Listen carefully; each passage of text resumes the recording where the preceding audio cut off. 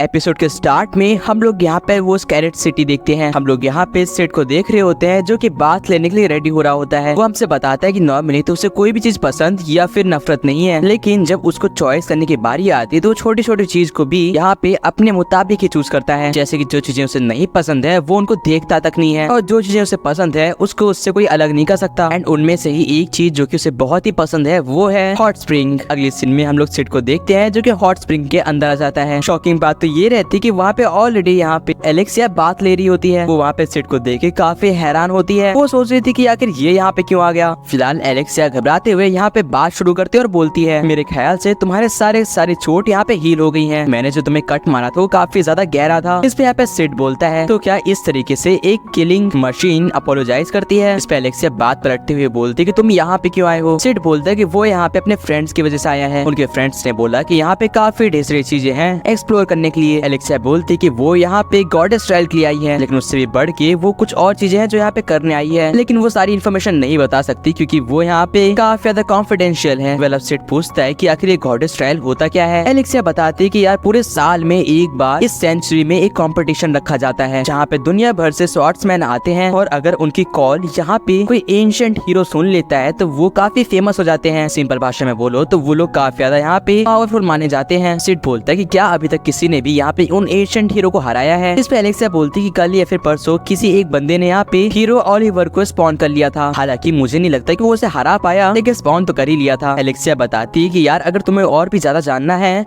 तो तुमको यहाँ पे क्रिम्सन आर्मी में ज्वाइन करना पड़ेगा, जिसमें सिड मना कर देता है। एलेक्सिया बोलती कि वो उसके लिए फॉर्म फिल कर सकती है, लेकिन सिड फिर भी मना कर देता है। एलेक्सिया बोल रही होती कि उसे बहुत ही हैरानी हो रही है कि सिड उसके साइड एक भी बार देखा तक नहीं है। और सिड बोलता है कि यार जब तुम बात ले रहे होते हो तो दूसरे को ना देखना ही कंफर्टेबल होता है, लेकिन क्या तुम मेरे साइड देखना बंद करोगी। मेरा यहाँ पे जो हीरो है उसे काफी बुरा लग रहा है। एलेक्सिया बोलती कि तुम उसे क्या बुलाते हो। मेरे ख्याल से तुम्हें यहाँ पे वर्डिंग्स की कुछ दिक्कत है, तुम्हें उसे एक केचुआ बुलाना चाहिए, समझे क्या। तब इस सिड यहाँ पे उठ जाता है और वो बोलता है, वेल तुम्हें यहाँ पे बुक को कवर से जज नहीं करना चाहिए। वो बता रहा होता है कि मेरा यहाँ पे हीरो हमेशा शेड्स में छुपा रहता है, लेकिन है बहुत पावरफुल। एंड एक्चुअली में वो ऐसी चीजें बोल रहा था। एलेक्सिया यहाँ पे उसको देख के काफी हैरान होती है, और अगली सीन में सिड वहाँ से बाहर निकलता है और अपनी टावल से अपने आप को मारते हुए बोलता है, जो तुम्हारी असली स्वॉर्ड काम ना करे तो तुम्हारे पास और औजार होने चाहिए। ये बहुत ही वियर्ड इंटरेक्शन था फॉर श्योर। वेल वहीं पे सीन शिफ्ट होती है और फाइनली हम लोग गॉडेस ट्रायल के यहाँ पे ऑर्गेनाइजर को देखते हैं। इसका नाम यहाँ पे नेल्सन होता है। ये सब लोग को यहाँ पे गॉडेस ट्रायल में यहाँ पे इनवाइट कर रहा था और बताता है कि इन सारे सोल्जर्स में से किसी की भी यहाँ पे जब कोई हीरो कॉल सुनेगा तो उन्हें फाइट करनी पड़ेगी। जब तक कोई एक इंसान हार नहीं मान जाता तब तक ये फाइट चलती रहेगी। हम लोग यहाँ पे रोज, एलेक्सिया और बीटा को भी देखते हैं। एलेक्सिया बता रही होती है कि उसको ये गंजा इंसान यानी कि नेल्सन बिल्कुल पसंद नहीं है, क्योंकि यार जब यहाँ पे एलेक्सिया और बाकी सब इसके पास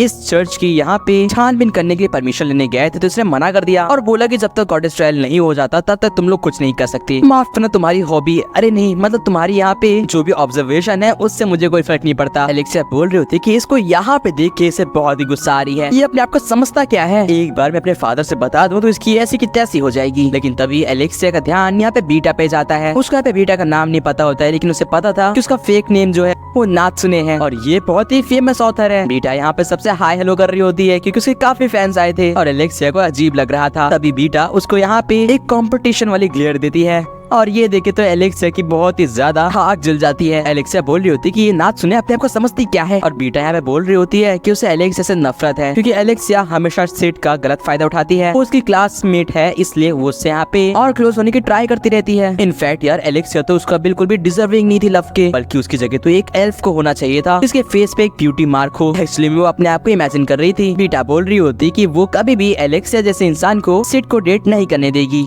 लेकिन एलेक्सिया यहाँ पे बीटा के पैर पे अपना पैर मार देती है। जब बीटा यहाँ पे एलेक्सिया से पूछती है कि तुम ये क्या कर रही हो तो एलेक्सिया बोलती है कि तुम क्या करना चाहती हो, मैंने तो कुछ नहीं करा। ऑन द अदर साइड हम लोग यहाँ पे सिड को पब्लिक के साथ बैठे हुए देखते हैं। पहले यहाँ पे अब ये बंदा यानी कि नेल्सन बोलता है, ओ गॉडेस हमारी सारी बातें सुनो और इस ट्रायल को शुरू करो। जिसके बाद वो नीचे लगी हुई एक स्विच को दबा देता है जिसकी वजह से यहाँ पे मैजिक होना शुरू हो जाता है। इस मैजिक के चलते यहाँ पे पूरे ग्राउंड में एक बैरियर बन जाता है और ये नेल्सन बोल रहा होता है अब मैं इस यहाँ पे गॉडेस ट्रायल को शुरू करता हूँ। इसके अगले सीन में ये पहला कैंडिडेट आ जाता है। पब्लिक में बात हो रही होती है कि कैसे ये कैंडिडेट्स तब तक लीव नहीं कर सकते हैं जब तक वो उस हीरो को हरा ना दे, और हाँ अगर वो उन्हें स्पॉन कर लेते हैं तो दूसरा बंदा कहता है मैंने तो ये भी सुना है कि वो लोग यहाँ पे मारे भी जा सकते हैं, क्या तुम 1000 पेनीस अपने आप को मारने के लिए दे रहे हो? बहुत ही क्रेजी है। नीचे बैठा हुआ सिड बोल रहा होता है तुम दोनों का शुक्रिया, काफी अच्छे बैकग्राउंड कैरेक्टर्स हो। और यहाँ पे हम लोग इस सोल्जर को देखते हैं जो कि काफी ट्राई करता है लेकिन कोई भी यहाँ पे स्पॉन होता ही नहीं है और इसकी टर्न वहीं पे खत्म हो जाती है। जिसके बाद एक दूसरा वॉरियर वहाँ पे जाता है। सिड बोल रहा होता है कि उसको यहाँ पे क्या करना चाहिए। उसका तो बहुत ही मन कर रहा है कि वो यहाँ पे शैडो के रूप में आए और सबको हराते हुए यहाँ पे उस गॉडेस को यानी कि उस हीरो को यहाँ पे स्पॉन कर दे। लेकिन वेल कभी कदार यहाँ पे बैकग्राउंड कैरेक्टर बन के बैठना ही अच्छा होता है और अगर उसको एमिनेंस इन शैडो बने रहना है तो उसे अपनी पावर्स हाइड करके रखनी पड़ेंगी। वो सोच रहा होता है कि पता नहीं आजकल अल्फा और बाकी सब कहाँ पे है। तभी सीन शिफ्ट होता है और हम लोग यहाँ पे अल्फा को देखते हैं जो कि अपना भेस बदल के यहाँ पे इन्फॉर्मेशन गेन कर रही होती है और वो एप्सिलॉन से यहाँ पे सारी इन्फॉर्मेशन शेयर भी कर रही होती है। सिड यहाँ पे मजे कर रहा है और उसकी पूरी की पूरी स्क्वाड यहाँ पे इन्फॉर्मेशन गैदर कर रही है। अब ये सब करते करते शाम हो जाती है और सिड बोलता है मेरे ख्याल से काफी टाइम हो गया है और ये एंड होने वाला है। लेकिन तभी यहाँ पे सिड कागेनो का नाम लिया जाता है और कोई यहाँ पे अनाउंस कर रहा होता है सिड कागेनो जो कि डार्क नाइट का यहाँ पे स्टूडेंट है। अब ये उसकी टर्न है। सिड बोलता है कि कितना नॉर्मल नाम है, बिल्कुल बैकग्राउंड कैरेक्टर की तरह। इधर यहाँ पे नेल्सन बोल रहा होता है कि डार्क नाइट काफी सुनने में बढ़िया लगता है। बीटा, एलेक्सिया और यहाँ पे सब शौक होते हैं सिवाय रोज की। रोज बोल रही होती कि उसे पूरा भरोसा है कि सिड कुछ ना कुछ तो कर ही लेगा। इसका मतलब है कि उसी ने सिड का नाम दिया है। यहाँ पे ये लोग बोल रहे होते हैं मुझे यकीन नहीं हो रहा कि एक स्टूडेंट भी आया है इस गॉडेस ट्रायल में, देखना काफी ज्यादा यहाँ पे इंटरेस्टिंग होगा कि वो क्या कर सकता है। सिड बोलता है कि अब तो वो फंस गया, अगर वो यहाँ पे चला जाता है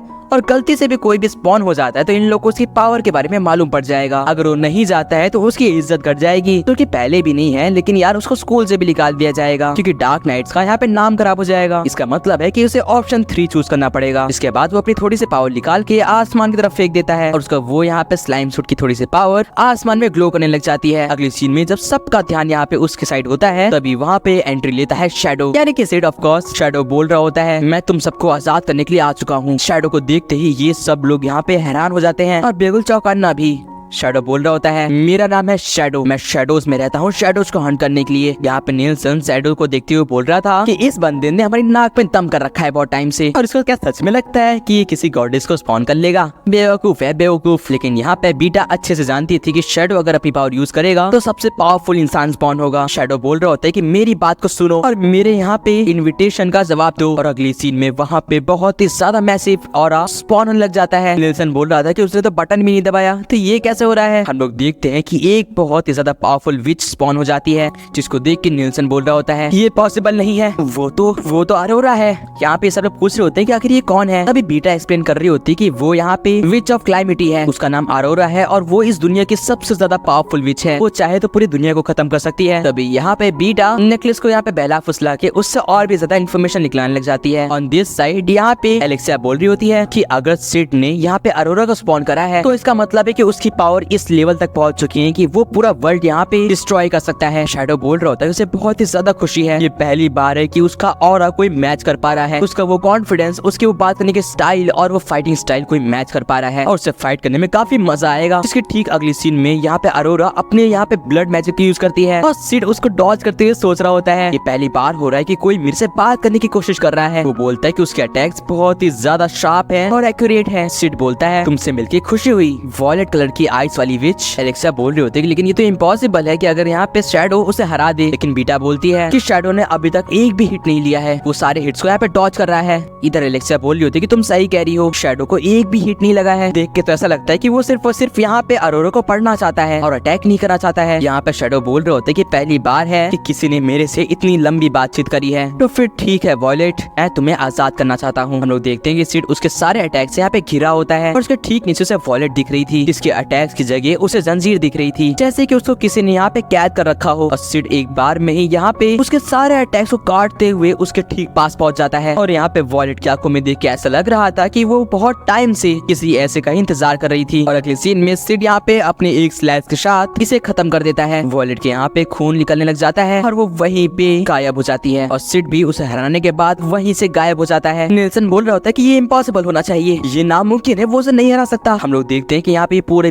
बैरियर टूटने लग जाते हैं और पूरा ही बैरियर टूट जाता है, जैसे कि पूरा गेम ही खत्म हो गया हो। इसके अगली सीन में वहाँ पे एक बहुत ही बड़ा पोर्टल खुलने लग जाता है। ये एक बिल्कुल ब्लैक मैजिक टाइप की चीज होती है जो कि पूरे के पूरे स्कैरेट सिटी को यहाँ पे अपने अंदर समा लेती है। ऑन दिस साइड हम लोग अल्फा और यहाँ पे डेल्टा को देखते हैं जो कि इसी चीज का इंतजार कर रहे होते हैं। अल्फा बोलती है तो इसका मतलब शैडो तुम सच में। और गाइस यहीं पे एपिसोड एंड हो जाता है। आप लोग का एपिसोड कैसा लगा घर से बताना एंड सब्सक्राइब कर दो इसका अगला एपिसोड देखने के लिए। बाकी मैं आपसे मिलता हूँ किसी और नए समथिंग वीडियो में। Till then good bye.